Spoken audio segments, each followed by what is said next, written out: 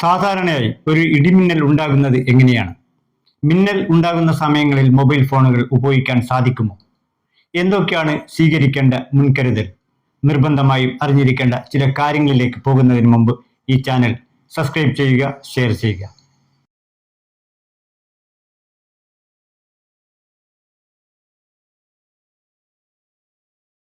മേഘങ്ങൾക്കുള്ളിലുള്ള electron ഫീൽഡുകൾ പരസ്പരം കൂട്ടിയിടിക്കുമ്പോഴാണ് മിന്നൽ പ്രവാഹം ഉണ്ടാകുന്നത്. മേഘങ്ങളുടെ ഒരു വശത്തു നിന്നും ഇലക്ട്രോണുകളുടെ ഒരു ബീം എതിർദിശയിലേക്ക് സഞ്ചരിക്കുന്നു. നേരെ എതിർദിശത്തേക്ക് വരുന്ന മറ്റുള്ള ബീമുകൾ പരസ്പരം കൂട്ടിയിടിക്കുമ്പോഴാണ് ഇടിമിന്നൽ എന്ന പ്രതിഭാസം ഉണ്ടാകുന്നത്. ഈ സമയത്താണ് അന്തരീക്ഷത്തിലെ വായുവിൽ അതിശക്തമായ രീതിയിൽ താപനില സൃഷ്ടിക്കപ്പെടുന്നത്.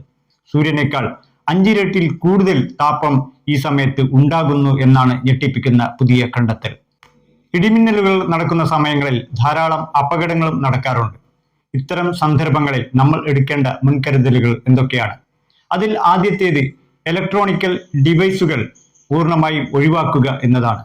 അതുപോലെ തന്നെ ചാർജ് ചെയ്യാൻ വെച്ചിരിക്കുന്ന ഇലക്ട്രിക് ഉപകരണങ്ങളും സ്വിച്ച് ഓഫ് ചെയ്തു വെക്കേണ്ടതാണ്. Mixie, fan, fridge, washing machine തുടങ്ങിയ ഉപകരണങ്ങളും ഈ സമയത്ത് പ്രവർത്തിപ്പിക്കാൻ പാടില്ല എന്ന് പറയുന്നതും ഇതുകൊണ്ട് തന്നെയാണ്.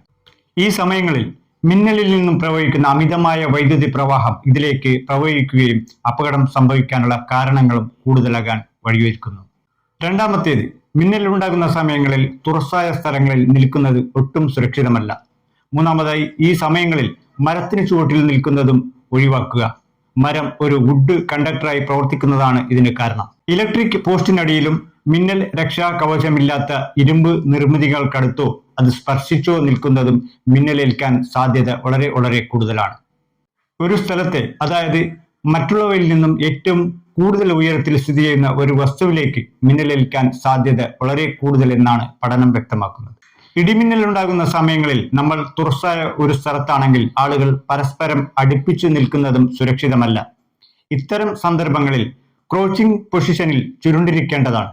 എന്നാൽ മിന്നൽ ഉണ്ടാകുന്ന സമയങ്ങളിൽ മൊബൈൽ ഫോണുകൾ ഉപയോഗിക്കുന്നത് കൊണ്ട് പ്രശ്നമില്ല എന്നാണ് പൊതുവെ കണ്ടെത്തൽ. എന്നാൽ ചാർജിങ്ങിലുള്ള ഒരു ഫോൺ ഈ സമയങ്ങളിൽ ഉപയോഗിക്കുന്നത് ഒട്ടും തന്നെ സുരക്ഷിതമല്ല. മിന്നലുള്ള സമയങ്ങളിൽ കുളിക്കുന്നതും കത്തിച്ചു വെച്ചിരിക്കുന്ന മെഴുകുതിരികൾ പോലെയുള്ള വിളക്കുകൾക്കടുത്തിരിക്കുന്നതും ഒട്ടും തന്നെ സുരക്ഷിതമല്ല.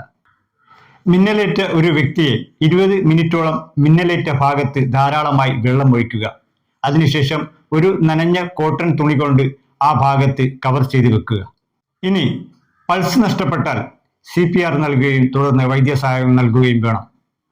തുടർന്നുള്ള വീഡിയോകൾക്കായി വീണ്ടും കാണാം. നന്ദി, നമസ്കാരം.